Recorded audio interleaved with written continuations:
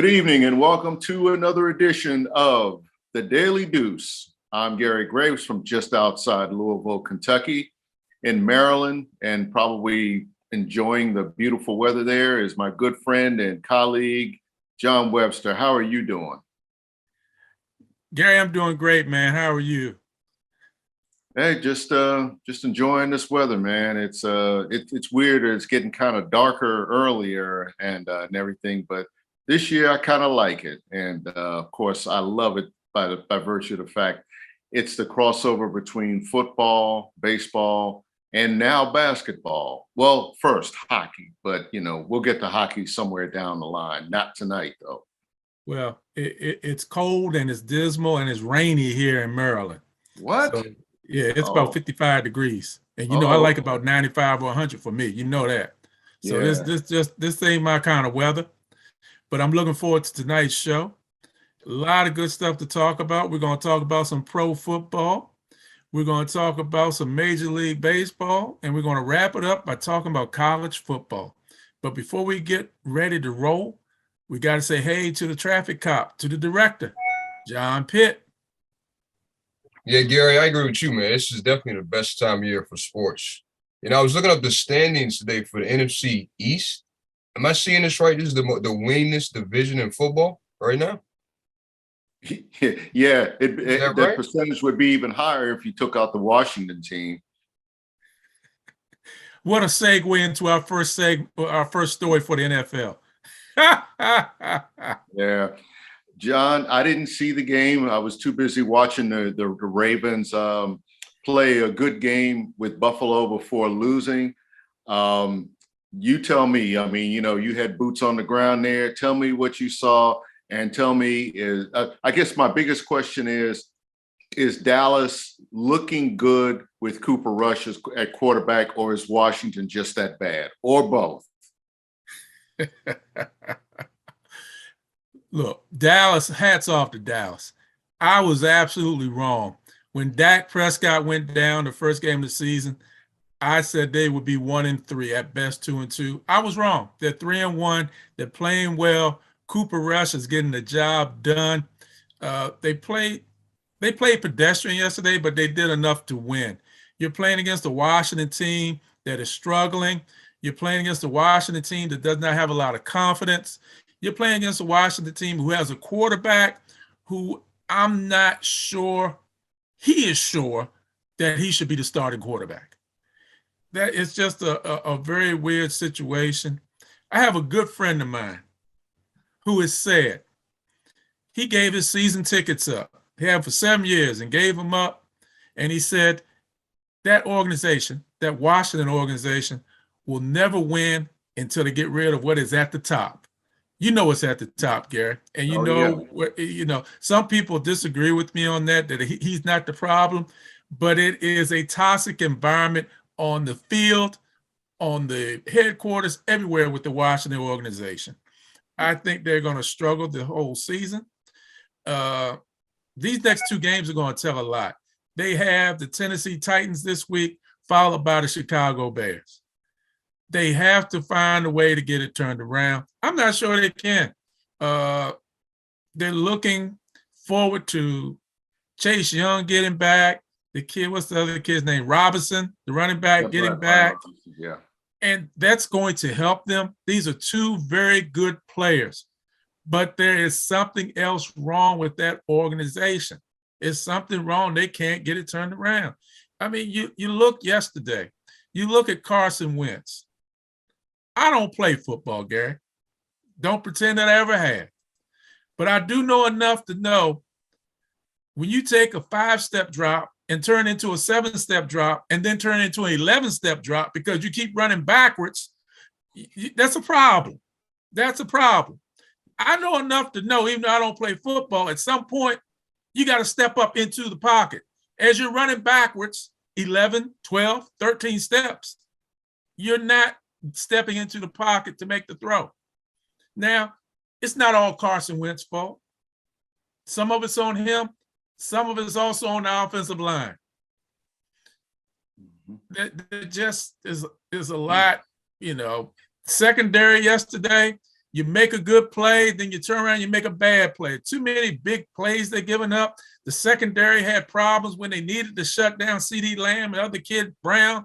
They couldn't shut them down. Then when the Commanders tried to get a touchdown, they couldn't make it through. They couldn't make the right decision. They couldn't get the ball far enough into McLaurin. They still aren't using McLaurin enough, in my opinion. That's your best receiver. That's your number one receiver. And I still don't think they're using him enough. It's just, but they're 1-3, and we'll see what happens. And again, John Pitt, you should be very, very happy. The Dallas Cowboys are 3-1. That other guy I know, Dante Webster, he should be very, very happy. They're 3-1. They are in second place. And in a couple weeks, I think there's a big game they got coming up against the Philadelphia Eagles. Am I right or wrong about that, John? That is correct. That is correct. Yeah. So, that's when the rubber meets the road. We'll find out what the Cowboys are really about, and we'll find out what the Eagles are really about. Yeah. Gary, if I seem like I'm a little irritated about the Commanders, I'm sorry, but it just doesn't make sense. John, no apologies needed, because for years, and to echo a good friend of ours, one Ken Beatrice from back in the day, who said, success and failure starts at the top. When Jack Kent Cooke was owning the Washington Redskins, and he believed in finding the best and brightest people, going back to the late 60s to when he passed away, they had pretty much the best and the brightest. Well, I'll say up until maybe the mid 90s. That's when they were a competitive team. 3 Super Bowls, all those playoff appearances. But since Daniel Snyder, and I'll go ahead and say the thing that you're keeping quiet, that Daniel Snyder has not assembled that kind of organization. He spends the money, he talks a good game, he will go out and get the quote unquote, sexy pick, depending on what they're talking about on TV or social media. But by my count, I'm thinking only maybe a handful of playoff appearances, and I think 3 winning seasons. And we're talking about over 20 years, John. I don't want to say that they are robbing people. I'm saying that they are underserving people. And in a sense, that organization is underserving other people in the organization. I think Ron Rivera is a good coach, a serviceable coach. I don't know whether he's again, I'm speaking long distance. I don't know whether the culture that whatever it is out there in Herndon is trickling down to the coaching staff, and then it's trickling down to the players. From what I can tell, from what I've read, I see a team with really no life. And we're talking about 4 games into a 17-game season, and they just seem to have no life. They had to struggle to beat Jacksonville, which is turning out to be a better team than we expected. I think that's a team that has hope. But be that as it may, you had to struggle to win that game, and you haven't looked good since. And I guess what John Pitt was saying about Dallas, and he thought that the season was pretty much done when Dak got hurt, I really think this season is done for Washington. I know that seems very, very premature, but you look at the schedule, and I don't really see too many winnable games. I think we talked about that just before the season started. They just don't look good, and I think I had them at like 8 and 9. I should have taken the under. I really should have, because that team, from what I can tell, stinks. I honestly thought Rivera could get it done. He still can. Maybe he can turn it around. I thought they could get 9 wins out of this team this year. Yeah, that's looking kind of hard right now. But we'll see, man. We'll see. But what other football games happen, Gary? Let's talk about some other football games. What else? What other games happen? Well, I'll tell you, the game that I watched between the Ravens and the Bills was pretty much as good as they come in showing what the quarterbacks can do. I mean, you had Josh Allen, from Buffalo, and Lamar Jackson. Lamar, the contract Jackson. That's what I'm gonna start calling him, because he is definitely a guy who not just is playing for pride, but playing for that big contract, which he should get, which he probably will get after the season. I'm not surprised that Buffalo won that game. I'm a little surprised by, again, how the Ravens kind of let that one slip away. They've got some defensive issues they got to address.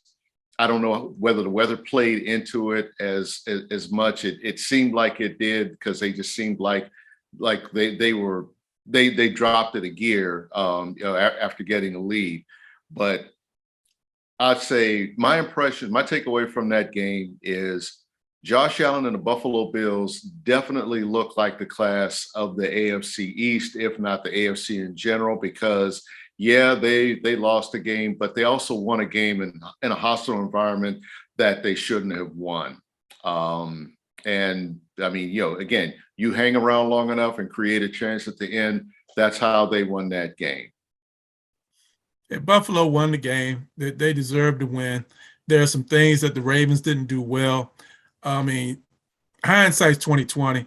Fourth down, I think I'm kicking the field goal instead of going for the touchdown. I mean, hindsight's 2020 on that. I also think that Lamar Jackson, and I know he's not talking about the contract right now, but he has to be careful. He's rolling the dice on himself. He's playing the season without the contract, without getting the money he wants.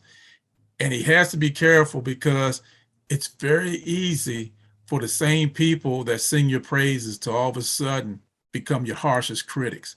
Those are the ones in management who really don't want to pay you the money, who don't want you to have the money. So he has to be very careful. The Ravens right now are 2-2. Their defense is definitely not the defense that I know of the Ravens. Mm-hmm. I mean, you had a 17-point lead yesterday against Buffalo, lost. You had a 21-point lead in the fourth quarter against the Miami Dolphins, lost. They're just, and they're giving up. I mean, like we talked last week, they gave up 26 points to the New England Patriots. I mean, I love the Patriots, but that's not a juggernaut offense right there, Mac Jones and company. No. So, you got to look at the Ravens and realize they got a lot of work to do. They got Cincinnati next week. That's rough. After you losing to Buffalo, now you got to play Cincinnati. That is a tough one, a real tough one. They got to get it into gear. They got to get it going, but they in the AFC North. If they don't get it going soon, they could be looking up at everybody and being in the basement of the AFC North. Yeah, that's true. On the other hand, I'm not. Pittsburgh's got some issues. I mean, Pittsburgh's 1-3. They're only, the Ravens are only a game ahead, but Pittsburgh has some things to address as well. I do think that Mike Tomlin will get it taken care of, because I mean, here's a guy who's never had a losing season in 15, 16 years or something like that. So he is shown an ability to turn it around. But you're right about the Ravens. It's obvious they miss Wink Martindale, and I think that's really their biggest problem. Now, yesterday that fourth down call, like you said, should have kicked the field goal. I hate when you know how much I hate when teams try to get cute instead of going with the money play. On fourth and short, where you have a chance to put points on the board in a tight game. Hopefully, John Harbaugh will learn from that. I'm not real sure, because he's had a couple of gaffes this year, but yeah, they've got some soul searching to do. Lamar Jackson, in terms of his contract and maybe what he does, I think what I saw yesterday was a quarterback who I think is really trying to protect his body. The knock against him was the same against Michael Vick, that he sacrifices himself too much. He takes off too fast from the pocket. And yeah, I think even he acknowledged that there's some truth to that. I saw him being a lot more patient in the pocket. Of course, that offered him up, to sacrifice in a sense as well. But I think, if he looks at the film, he's going to figure out that balance between staying in the pocket and taking off. He's probably going to have to take off if they're going to generate any kind of running game, any kind of offense. Well, Gary, you mentioned something about learning from your experiences. I think Kansas City learned from last week, because they put the gas to the pedal last night when they played Tampa Bay. I mean, they 41-31. They went to work on them last night. And Mahomes looked good, and they were matriculating down the field, as the late Hank Scram would say, matriculating down the field and getting first downs. And I still say,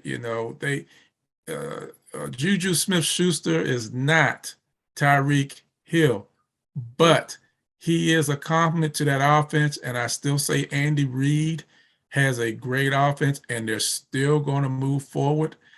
And I still stick with what I said to you, Gary Graves. Until Buffalo can beat Kansas City in the playoffs, Kansas City is the team, as far as I'm concerned. I have no reason to disagree. You're right. I mean, that's all I can really say. We can't expect perfection from any team, but right now the Philadelphia Eagles might be a team of perfection. And I thought this would be that time when they'd be kind of sorting some things out with Jalen Hurts. Jalen Hurts is basically the quarterback that we thought he was going to be when he was playing for Alabama before that bad first half against Georgia in the national championship game that made Tua Tagovailoa a star. I mean, it took. I think a lot of it speaks to his fortitude, whether it's at Alabama, whether it's at Oklahoma, and now you see it in Philadelphia.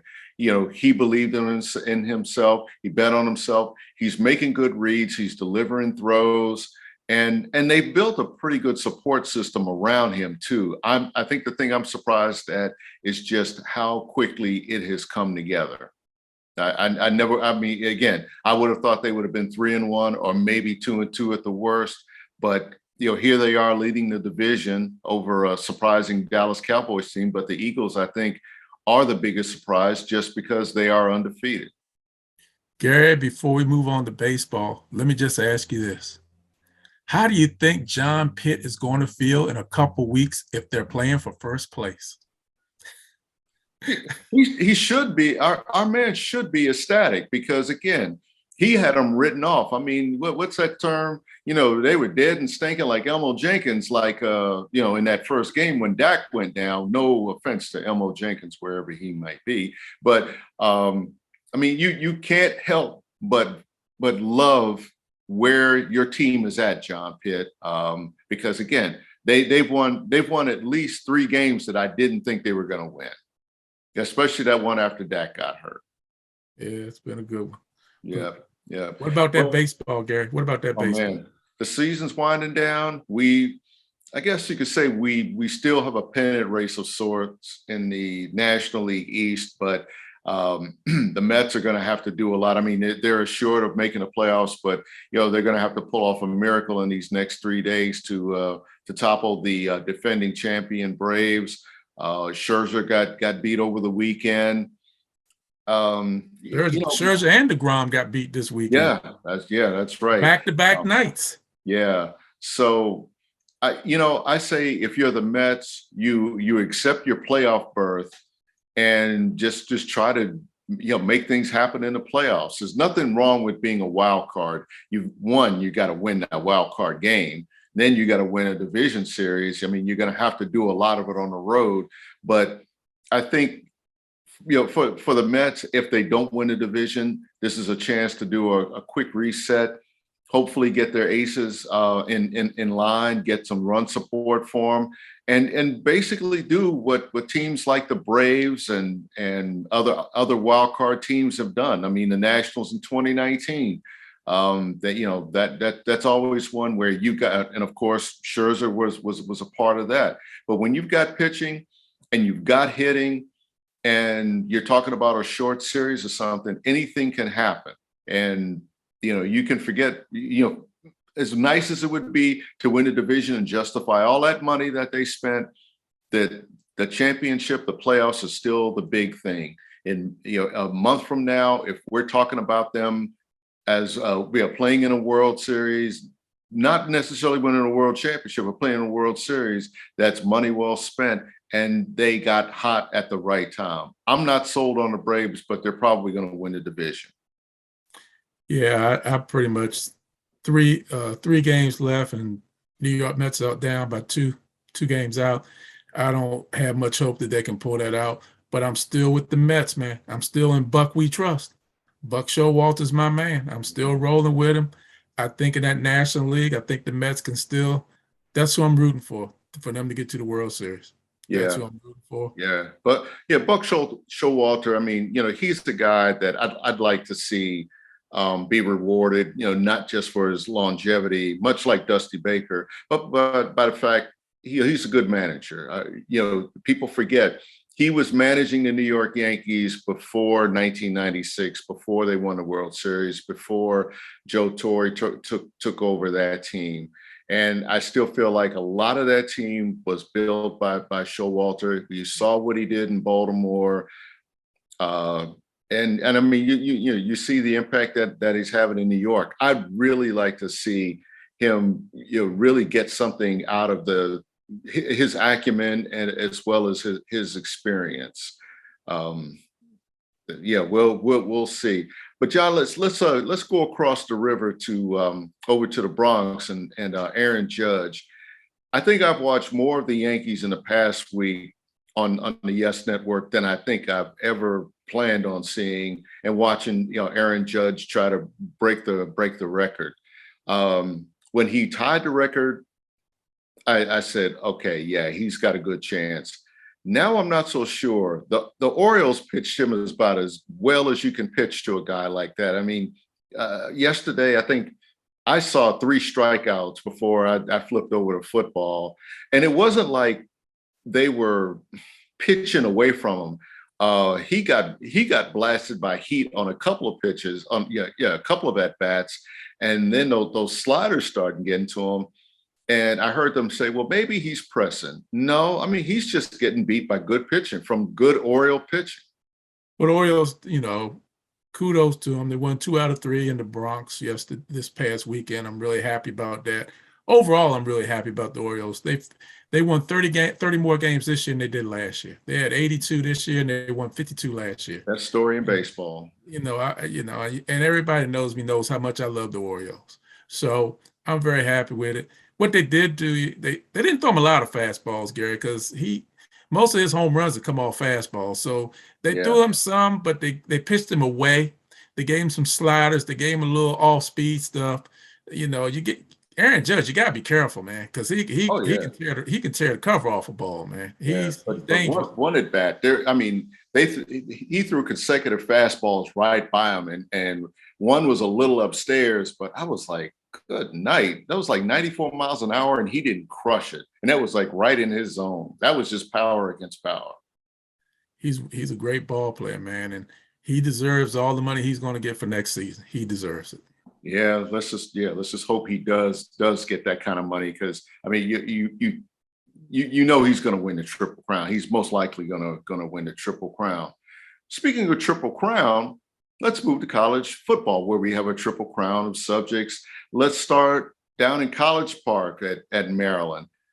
They beat Michigan State, struggling Michigan State, I might add, a week after challenging Michigan in the Big House. That was one that they gave away to the Wolverines, but this weekend, I mean, they just beat a team that before this season started, I looked at winnable games. I didn't think that was a winnable game because it's Michigan State. The Spartans definitely have some issues they've got to address, but Maryland is really looking like a promising team. They've got 4 wins already. Now they have the quote unquote quality win, and Tagovailoa, the younger one, is really looking like a good quarterback. They played really well this past week. Big win for them over Michigan State.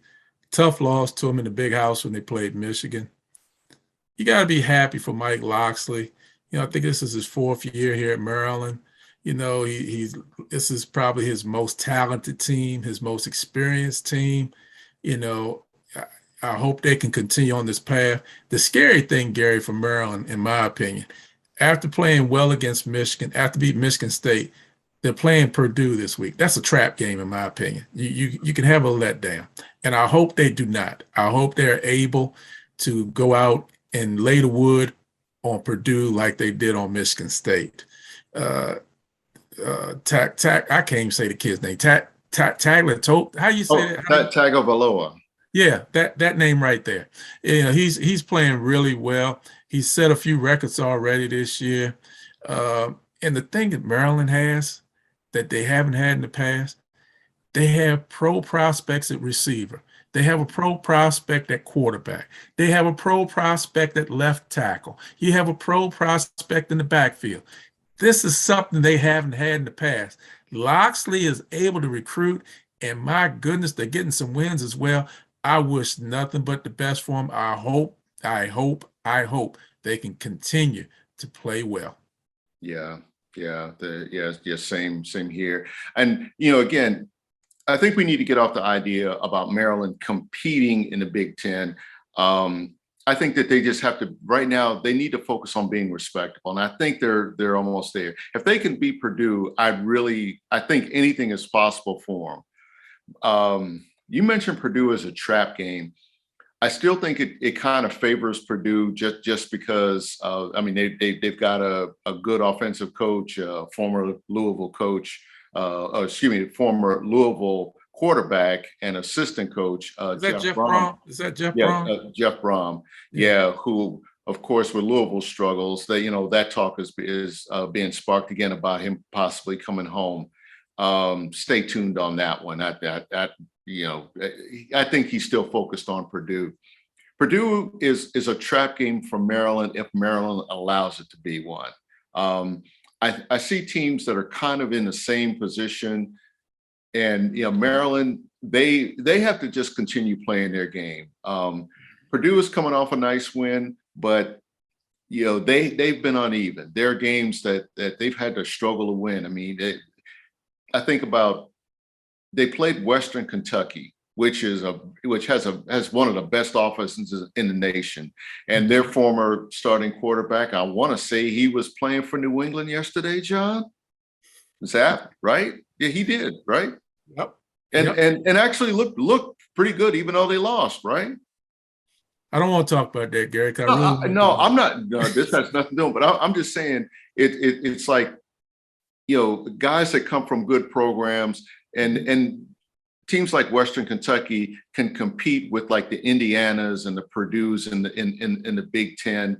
And the fact that Purdue, basically had to kind of come back and win that game, that says something about what you said about so-called trap games. But Maryland, I think that's another team that they can measure themselves against, because Purdue is kind of in the middle there. Maryland is like just below that middle, I consider, in the Big Ten hierarchy. And but if they play the kind of game against Purdue like they played against Michigan State, I think that can really pay off for them down the line. We're going to see, Gary. We're going to see, and hopefully College Park can go back to being like it was. You remember back in the 80s with a guy named Bobby Ross? They even had the uniforms on. They had the 80s uniforms on Saturday. It looked really great. Yeah. And not too long ago with one Ralph Friedgen. So the fridge.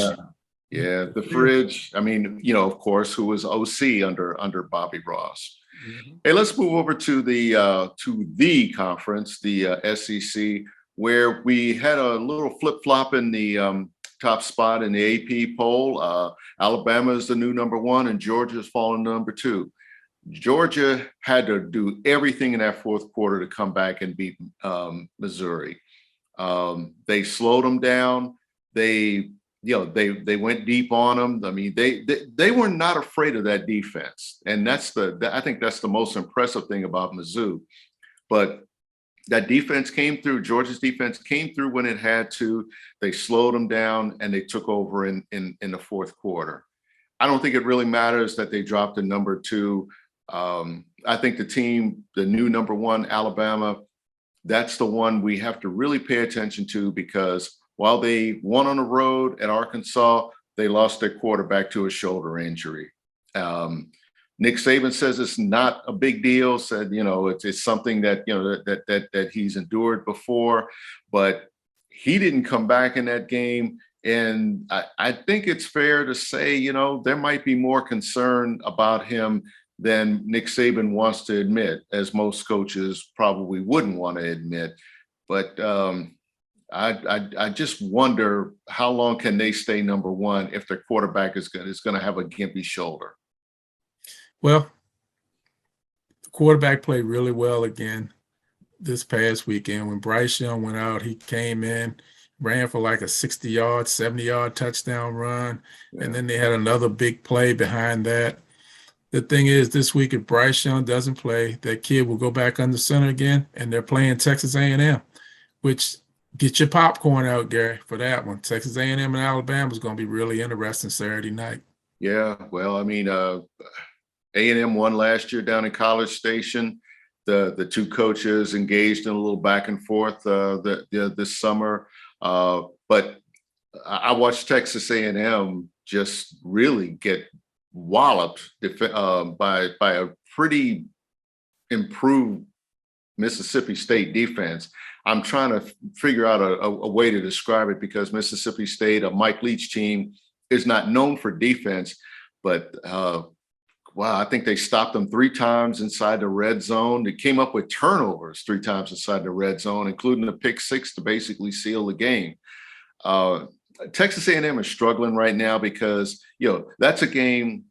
I'm not surprised that they lost it, but, after losing to App State and, they bounced back pretty well after that loss, but then they go down there and they just got manhandled by Mississippi State. So I think they'll be looking for redemption, but that's going to be tough in Tuscaloosa, John. Jimbo has a tall order here. You went down to Starkville and came up short against Mississippi State. Now you're going to Tuscaloosa. And I think you may come up short there in Tuscaloosa. And you're at Texas A&M. That alumni and that place down there in College Station doesn't like a lot of L's. No. And yeah, I've heard about the seat starting to warm up for him a little bit. I think it's premature. But again, in a season where you've already had 5 coaches that have been fired, and it wouldn't shock me if that number grew because programs are growing very, very impatient. They don't want to tread water, especially if if you're a traditional program. And I mean, I don't think it's going to happen at A&M because Jimbo Fisher recruited well. He got the top recruiting class. And I think he probably gets something of a pass this year because everybody wants to see how that recruiting class pans out this year and the one he has coming in next year. So, but he's got to show something just to kind of cool the seat down underneath him because losing to Alabama it's not going to help his case. But you just can't have bad losses. You can't lose to teams that you should really beat. And I'm not just talking about App State. The reason why the App State loss looks bad is because App State got beat almost right after that. So I mean, again, fair or not, that's what happens in college football. Well, it's going to be an exciting week, Gary. I can't wait till we can come back next week and talk about some of these things that have happened, man. Yeah. Where'd the time go? I mean, it seems like good night. We just started talking about it. Now it's time to go. So, hey, folks, watch us on Facebook, watch us on YouTube, tell your friends, tell your family. I thank my man, John, for another lively back and forth. And we thank John Pitt for just, making us look good. And again, not putting devil horns on us and everything. So, folks, we will see you all next week. Enjoy sports. There's lots of it to watch now. Hey, you all. Thanks for watching us again this week. Watch some sports. Watch Alabama. Watch some NFL. Watch Dallas and the Commanders or the Philadelphia Eagles or wherever you like. Come back and see us next week. Have a good week. Take care.